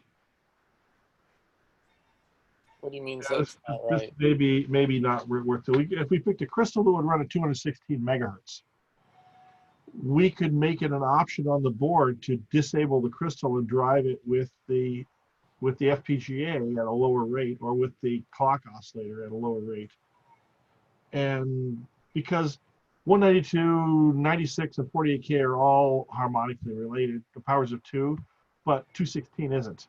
So you pick the weirdo frequency and you run that off the crystal, and then you pick the easily dividable by 2 generated frequencies and you run them off of the clock module or the FPGA. I want to be convinced that the FPGA will not be able to create a useful enough clock, a clean enough clock, because if you could just hook a 49 megahertz crystal up to the thing and put a couple bypass capacitors on it and call it good, that's not particularly super low phase noise or low jitter, is it? It's lower than what you can get out of the FPGA. Well, yeah, it depends. I don't know what you're going to get out of the FPGA compared to that, because I don't know what I mean, there are receivers that use FPGA's clock outputs as their clock inputs. Now, everybody says don't do that, but nobody's actually been able to tell me how bad it is if I do that. Yeah, well, I can quantify that, but that would really help. The thing is that also something to be, now you're talking about for RF converters, correct? For A to Ds? Yeah. Well, but that's what M clock's going to be, right? It's going to generate the gate. No, but there's a difference between audio and RF. Right. And I know nothing about that audio. I know that you don't do this for RF. You're working with a 24-bit converter here, which is a lot different than a 14-bit converter. Okay. I'm also dealing with a lot lower frequencies too. Right, but it actually is very sensitive to the jitter. It's like on the 10 picosecond level that you try to clean it up. When you divide it down, don't you improve the jitter? No. The division? It seems like you're averaging the jitter over many, many clock cycles if you're dividing by 256. When you divide it, you still have the same edge. Yeah, I suppose that's true if it's a synchronous division. Mm-hmm. That last, but again, that last division gives you 10 picoseconds of jitter out of some huge long 5 microsecond clock period. That's the specification. You have to have the clock good to that. Yeah, well, so the question is that the crystal, if I hang on there, is it gonna, I mean, it's gonna be a $1 crystal, right? How good is that gonna be? It's really more dependent on the layout than the crystal itself. Okay, well, maybe the alternative is to put a DSPLL on the VLF board. And so you generate the cleanest signal you can on the VLF board, feed it into M clock, or feed it into the crystal input, I should say, and then M clock comes out to us and tells us when the conversion happened. And then you don't have to near as the problem, because all it's doing is generating the digital clocks. It's not generating the analog clock. I don't know. I'd be much more comfortable just having the main board generate the clock, clean it up on the VLF card, and keep everybody synchronous. So then you're saying, well, everybody will be synchronous because that M clock coming out is going to be what is going to synchronize things, except that you want Well, it to be but what if synchronous to you're the, running RF at the same time? You're going to be on a different clock. I guess if the receiver board wants 49.152 megahertz, it's beyond my comprehension how you're going to make that synchronous with the GPSDO. I mean, it's some weird old frequency that is not going to be in phase or in frequency lock with anything. Yeah, we may need to think about this. There may need to be a synthesizer chip on to generate that clock. I just think that even if you assume that the M clock is asynchronous and very clean, then the clock in is asynchronous and very clean, and the M clock coming out is a digital reconstruction of that clock, of the crystal oscillator coming in. So crystal oscillator with an input and an output. If you drive it, you drive the input and ground the output. If you put a crystal across it, then you use both of them. And then the M clock is an output if you do that. Otherwise, you can throw the crystal away and you can drive M clock as an input and synchronize everything to that. Mm-hmm. And that's kind of what you're thinking we should do, is use M clock as the input, because then everything else upstream from that is synchronized to it. Right. But I guess what I'm thinking is that if we use M clock as an asynchronous clock, as long as I interpolate between the 1 PPS ticks, then I'm going to have an accurate time of when this conversion actually occurred, no matter where it is. But the problem is that you're going to drop or double samples if you're not entirely synchronous. Well, I'm synchronous within 1 clock tick of what my clock speed is, which is going to be, because I have to double clock it to synchronize it, but that's the only uncertainty I get. Mm-hmm. So 8 nanoseconds, is that too much? 16 nanoseconds, 2 clocks? Well, the problem is that, yeah, if your A to D is not synchronous with your system speed, it's going to be dropping samples or doubling samples, and you really don't want that. Right, but so how are you going to make it synchronous with system speed? It doesn't really need to be, because I'm going to be dumping it in. I'm going to be putting it into packets and sending it over Ethernet with timestamps. We have to have a master clock coming from the clock board that then gets converted perhaps on the ELF card to the proper frequency, but you don't want them to be even a part per million apart, because every now and then you're going to lose a sample. I understand that, but I just don't understand how you're going to synchronize a 10 megahertz GPS signal with a 49.152 megahertz. Called a synthesizer, a frequency synthesizer. And we do it all the time. But that's not an even division, so you're never going to get anything that's phase locked. It's going to always slide across. No, the 10 and the 49 is going to slide because they're different frequencies. No, it's not. It's not even. Well, what I was under the impression that direct digital synthesis can produce the appropriate clock by calculating the offset from the primary clock. Well, frankly, you don't want direct digital synthesis for this either, because that's actually a fairly dirty synthesis method. Oh.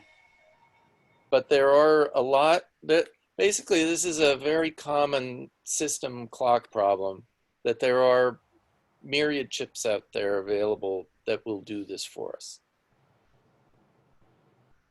And so, you know, for the 192 kilohertz sampling, we want a 49.152 clock. Right. And you can, you know, you feed 10 megahertz into one end of the synthesizer and it feeds that out the other end. Yeah. Well, I understand you can do that, but you're going to use a fractional length synthesizer, right? Because this is not an integer divide from 10. Oh, yes, it is. Oh, it is very much integer. From 10 to 49.152? Yeah. Well, it's a kilohertz. You know, you compare it at a kilohertz is the, you know, the rough idea. But in fact, there are a lot of factors in there that you can fudge one way or the other. I will admit that it's really too bad that the audio industry has picked these oddball frequencies. 44.1, let's not even go there. That's what Sony picked. It's 2 squared, 3 squared, 5 squared, 7 squared. Ask them. All I know is that we did HPSDR. They tried to use 125 kilohertz because that was a nice, easy clock crystal Right. you could buy. And havoc ensued. So we want to avoid this problem Right. from the beginning. Yeah, but the 48 kilohertz is a lot closer to, you know, an even thing. I wish they had just done 25 kilohertz, 50 kilohertz, things like that, but they didn't. They didn't, so we're stuck with these weird frequencies. And Yeah, I'm talking to an old synthesizer and professional audio designer. This is my job. but the fact is, how are we going to synchronize everything from the single board computer all the way back down? Because two clocks at the same frequency aren't, unless they're derived from each other. So you're always going to get an overrun or underrun eventually. So Well, what I'm going to do is I'm going to take the 122.88 kilohertz samples and I'm going to package them into Ethernet frames, and I'm going to put a timestamp on the beginning. I'm going to throw them into a FIFO. I'm going to say, here you go. Ethernet's essentially zero latency because it's way faster than we are than our data rate. Right. So they're just going to go in the FIFO and disappear. Right. To somebody else who is going to deal with them. And they're going to have timestamps on them that will be 122.88 kilohertz apart. Or sorry, 192 kilohertz apart. But they're going to be determined by my 192 kilohertz clock. Yeah. Right? Right. So the guy who's consuming those packets on the other end is not running at exactly the same speed. That's right. Well, this is the classic problem of getting audio or video or anything from one point to another. But our job is to package it up in coherent packets and then send it off. And we have to send it a little bit faster than it needs to be so that at the other end it can be unpacked and then concatenated properly. But how does it get decoded at exactly the right frequency? Because you don't have that information. Well, there's a bit to that, and that's an art. So then, is the way we're doing it just dumping it out over Ethernet? Is that acceptable? Because realistically, I mean, what are you going to do with the data, right? I mean, that's the question. Yeah. Right? For scientific purposes, this is probably fine, but you want to do your best not to put glitches into the data. But you know, within a certain amount of a certain period, you know, if you take 2 seconds of data and analyze it, and then you go to the next 2 seconds, that's acceptable. But okay. It occurred to me too that if our timestamp is accurate enough, you could adjust your sample clock on the other end to match up to the sample times of each. Mm-hmm. Well, we do that. We actually do that with, for instance, rocket data that comes down and it's not synchronous with what we've got down on the ground. And then we actually have to run adjustable clock in the software, in the analysis software, to get it to line up properly. So I guess then I agree with you that we need to make the frequency as accurate as we can, but I don't agree that the phase coherency means anything. It's not going to be phase coherent anyway. So and it will be off in frequency too, not by a little amount, but it'll be off. The thing is that, especially if we're running different receivers in different locations, synchronizing them to GPS, each of those receivers will be starting a sample period at the same time within, Right. you know, Yeah. our specifications, 50 nanoseconds. Yep. But they will all be doing it in the same way. So then when you get all the data down and work and analyze it, you will know that the beginning of each of those sample periods is aligned. But you don't want it dropping samples or doubling in the middle. One of the interesting things it says in the data sheet is if you want to synchronize, like what Jonathan was saying, with you have a master and multiple slaves. What you want to do is you want to release the reset synchronous with the clock. So Correct. that they all come out of reset at the same time and they're all synchronized together. Yeah, we do need to do that, even if we're doing all slaves. If we Yeah, had we only have one, but we still have a reset to it. So I mean, we can control when it. Yeah. But so I guess the question then is, if we're feeding it this 59 megahertz clock, which is I think about roughly 20 nanoseconds, and we release the reset synchronous with the GPS, PPS, then don't we have our conversion synchronized within 20 nanoseconds of the PPS? Basically. So maybe if we're doing the clock doesn't have to be synchronous as long as the reset is synchronous with our GPS. We're never going to get it more accurate than one clock. It doesn't work that way. Well, but you're not going to get it more accurate than 20 nanoseconds anyway.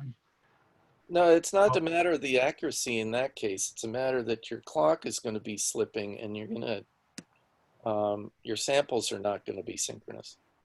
Well, okay, so the purpose of the phase locking to the GPS is to get the frequency dead on. Correct. Yep. So then we're going to make the requirement that you have to have a GPS DO to run this. Yes. And how much of a GPS DO to run it? Do you need a dual channel fancy one with a synthesizer on it, or do Not you for this application. Not. So see, well, I guess then what I'd rather do is I'd rather feed 10 megahertz reference to the VLF receiver and have you phase lock to that. Let you do it. Because then you can make it as good or as bad as you want. And then that means that I could take a relatively inexpensive GPS that's not a dual channel, say, but that generates a good stable 10 megahertz. Right. Phase lock to that, then we're all done, right? Correct. Well, I'm not really familiar with doing it. I would have to learn how to do that. Well, David's here to help us. That's right. Well, that's why that I figured that the GPS DO can take care of it, because I was thinking that there may be situations where maybe other boards that there might be a need for a specific clock coming from the GPS DO. Well, I'm just trying to avoid putting a requirement on your receiver that you have to buy a $300 GPS DO to go with it. I mean, I'd like to put the requirement that it might be only a $50 one or a $100 one. Is there a version of the clock board that does have a Silicon Labs or equivalent frequency synthesizer? That was the theory, but there's basically three versions. There's the dummy version, which has nothing on it. Right. That's the baseboard generator. Then there's the one with the dual frequency GPS DO on it that has just buffers. And then there's one that has a synthesizer chip also. And that's the one that's going to be required for this if you need a specific programmed output. No, we don't want the middle grade to be dual. Well, No. That's why I brought up the question earlier. I think we need more versions than you're laying out. That's why we need to talk to John. Yeah. Well, see, because what we need here is a garden variety GPS with a disciplined oscillator and a Silicon Labs synthesizer. Like a 10 megahertz, I mean a $10 Chinese GPS? Practically, yeah. As long as you can discipline the oscillator with it. Yeah. And then the synthesizer chip so that we can get... Right. Because the Well, idea is we have four outputs. We have one to each RF board. We have one to the clock module. Oh, sorry, we have one to the leaf board, which will be to the radio, the VLF radio. Excuse me. And then one fed back to the FPGA. So that's the four outputs. So They can be Silicon buffered. Lab synthesizer should be adequate for this application because it's intended to be used for receivers and such. So with Jonathan, would that fulfill your requirements? If we I'll didn't have a dual have channel, to check it, but I'm pretty sure that it'll be clean enough for this because it is intended to be used as a local oscillator, as a master clock for. well, I'm sure that it would work fine. Although, if I was going to pick a GPS, I would definitely pick a GPS timing receiver. Right, but but for your application, you don't need the dual frequency version of it. But No. why? But I mean, if our clock module that John's designing is going to have a dual frequency, why wouldn't we be making use because of it that? is very They're expensive. expensive. But Jonathan's board's going to just ride, like, is going to be an add-on to what we're already doing, right? Like, Right, so. but then if we put the I don't think requirement, if you put the requirement that you have the GPSDO on the data engine, you just added $300 to the cost of the VLF receiver. Okay, so what you're saying is, I don't what think you're saying John's is intention that is that every one of these is going to have the dual frequency GPS on it. Well, it will if that's the only GPSDO we make, but that we don't want to do that. I don't think you want to do that, and I don't think you need to do that. yeah. So I'd love to have a TEC coming out of all of these guys, but Well, that was the whole point of modularity, is that you pick the one that is sufficient for your needs and not excess. but I think you're going to want a version of this that has the single frequency timing receiver, the disciplined oscillator, and a synthesizer. So here's the way I'm envisioning the clock setup then is that if we do what you said, David, and we put basically what Jonathan wants is a separate output off of the clock module, that's a separate synthesizer channel that you could program to whatever frequency you want, but it will be locked to a GPS. Then what I can also do is, and this fits right in line with the dummy module, is that in the case that you don't want a GPS at all, you put the dummy module in which case then the clock is generated by the FPGA, and then you get much lower performance. Right. And you maybe have to plug in a GPS and figure out a way to synchronize it with that, but then you don't need any GPS on the clock module itself. You need a dummy clock, but that's the low cost version. Right. So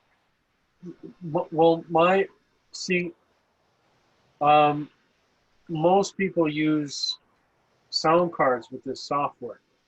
Okay. And my vision for this board is a high performance board that would perform better than most sound cards.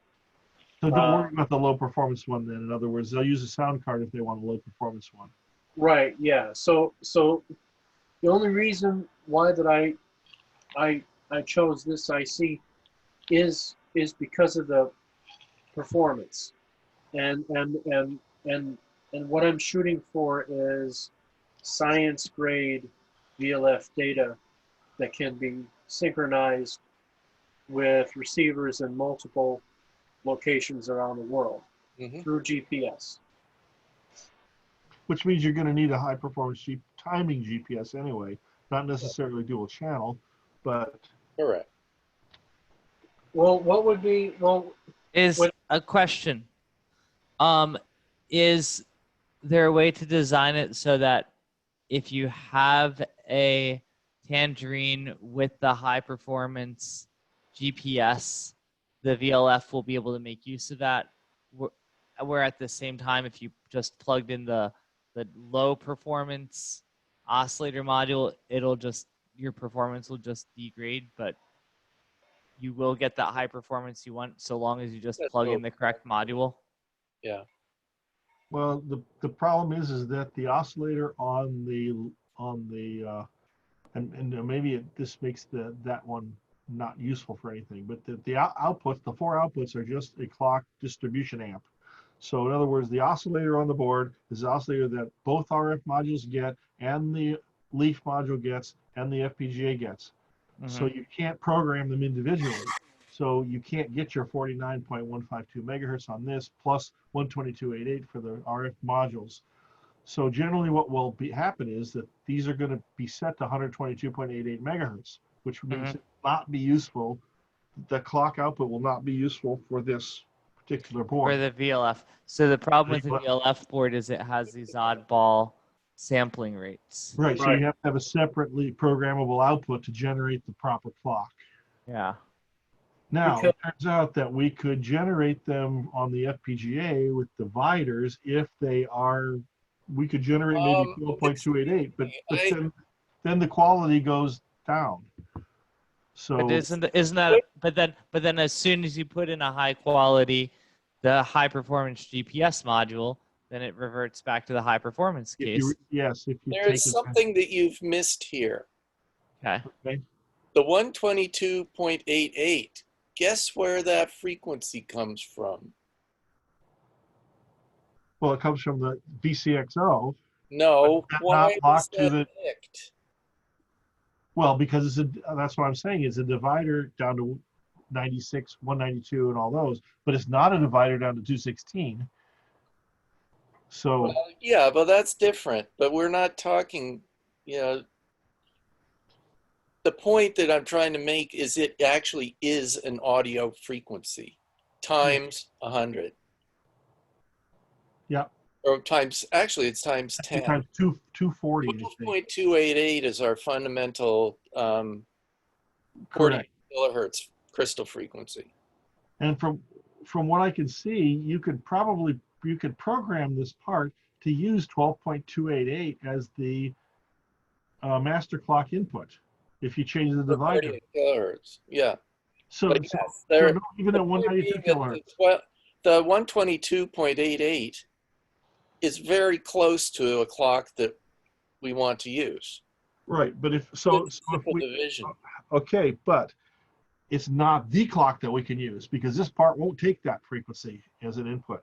However, I will have that frequency in the FPGA and I can digitally divide it down by an integer and provide you with a clock out. Now, is that going to degrade the performance of the clock enough to make it not useful as a source? Because the 122.88 will be synchronous with, it'll be locked to the GPS, right? What I'm thinking is maybe we feed the VLF card the 122.88, and we put the proper divide it down. synthesis on, which is very simple at this point, to create a clean clock for the ADC on the VLF card. 122.88, I think it's to divide by 2.5 to get to 49, or divide by 10 to get to 122 or 12.288. Yeah, so what you do basically is you multiply by 2 and then divide by 5. Right. And there are chips that do that very easily and clean enough. But it looks to me like if we use I2S mass or slave, we can set the clock divider such that we can feed in an M clock of 12.288 megahertz, which is just to divide by 10 off the 122.88. Right. Well, so how would he do that on his board compared to how I would do it in the FPGA? Well, first, you don't want to divide it in the FPGA. You want to have an outboard divider. But that's easy enough to put on. Why is that important? Because it's a lot cleaner. Well, you don't want to have it. Everybody tells me it's a lot cleaner, but nobody can tell me exactly why that is. Why that is. So send it over at 12.288 and then clean it up over there. Is that a possibility? We could do that, yes. but probably dividing it down is easier to clean it than that gives you some options Well, for but cleaning it. it's also easy to divide it cleanly externally Yeah. because you don't have all the other logic going on at the same time. Yeah. Well, let me Well, talk. let's think about this, but I just realized, wait a minute, 122.88, that sounds familiar. It does, doesn't it? So let me talk to John and see what, because It the other doesn't barrier get us out is of having the synthesizer output on Yeah. the clock module. That doesn't get us out of the problem of creating a clean clock for the 216 hertz, but it does work for all the others. Yeah. And see, here's another alternative too, is that we could, if we wanted just one particular frequency out of the clock module, we could put the synthesizer over there. It is a dedicated output to the RF board, or to the leaf module. Right. So, although feeding 122.88 would make everything work, and letting you divide it down on the leaf board, on the RF board, the VLF board. VLF board, right. Put the division there. With the with 4896 and 192, if you use 12.288 megahertz, you only have to set the master clock divider, set it to divide by 1. Right. Right. That's for 192 kilohertz, and that's for all of them, right? And then you vary the S clock frequency. Right. Well, it's generated if you use, well, let's see, if you use slave mode, it's not. But S clock doesn't matter because I'm just going to divide that down, and that doesn't have to be clean. It's the M clock that's important. Well, right, yeah. Well, it's after So there's 11. a couple options. We could just create the 12.288 megahertz output, or we could create a 122.88 megahertz output and let the leaf module figure it out. Don't forget, this is a leaf module. This isn't a VLF module connector. So this board is usable for other things also. So keep in mind, ideally it has a synthesizer on it. And you can program whatever frequency you want. But there's going to be a version of a clock module that doesn't do that. So then we have to pick a standard frequency. Okay, well then, how about, say, for a high performance, for the high performance 216 kilohertz sampling rate, we require the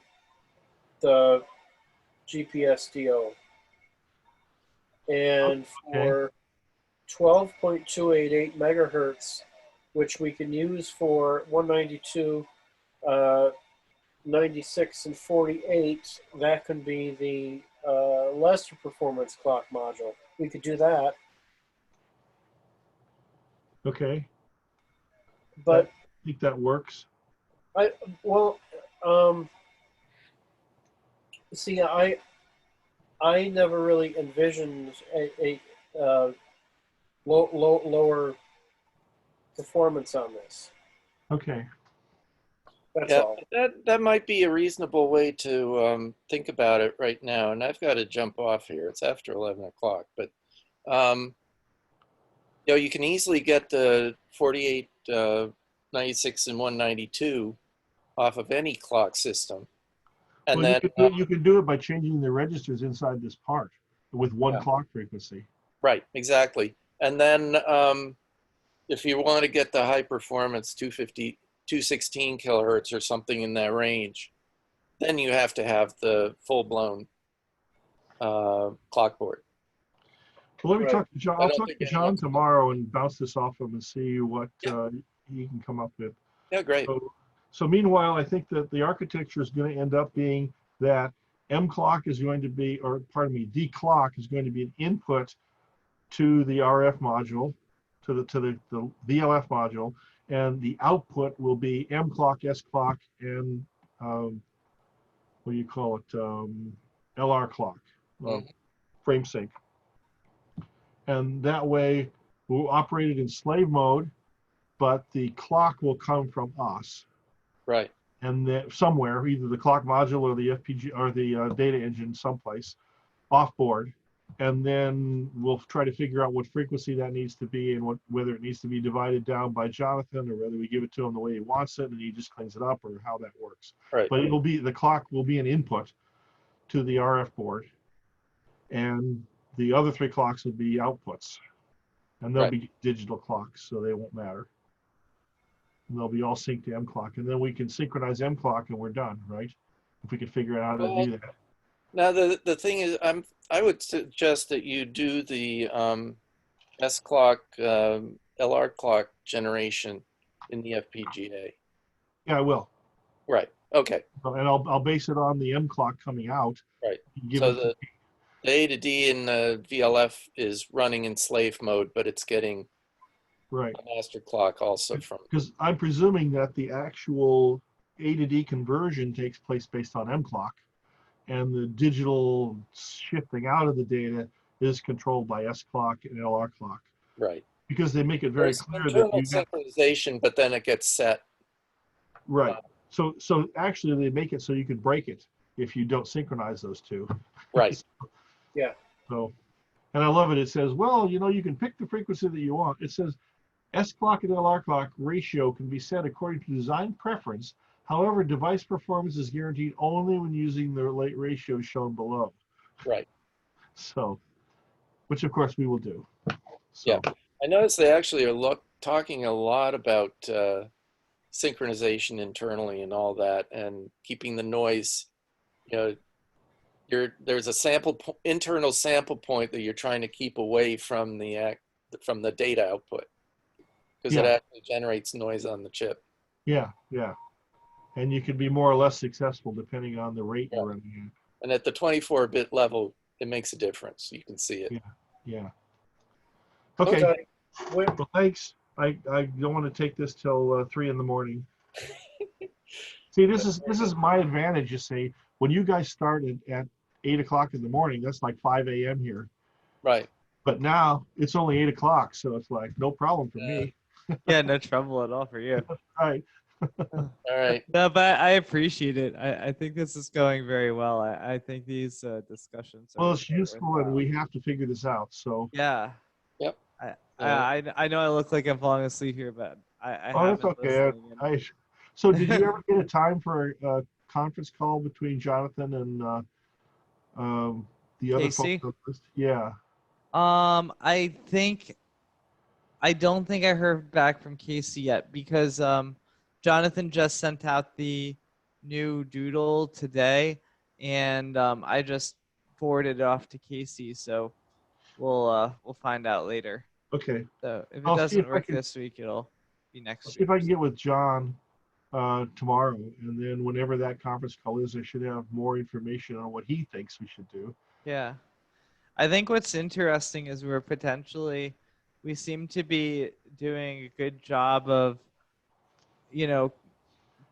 collaborating with a lot of people all over the place. And I think that's good. Well, like with David, I'll argue, but I'll be convinced too. So, You'll be convinced. I bow to other people's more experience.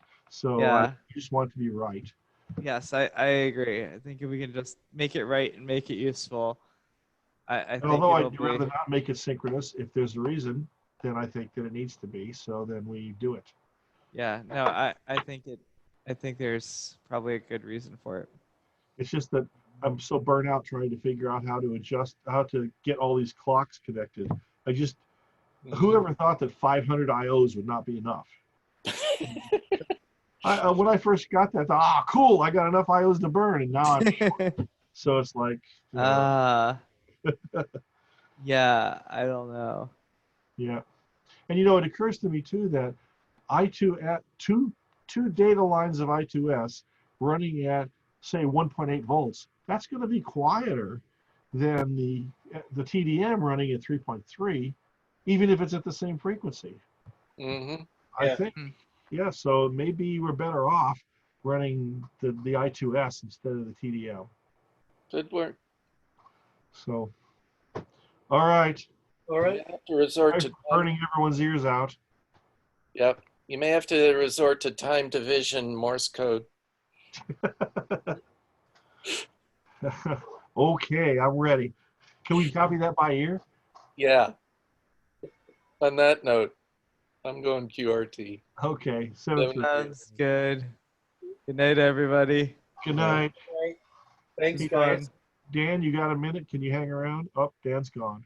No, Dan's yeah, gone. I've got a minute. Can you lead us up, Nathaniel? Yes, I will leave out. I'm stopping the recording. I'll leave it.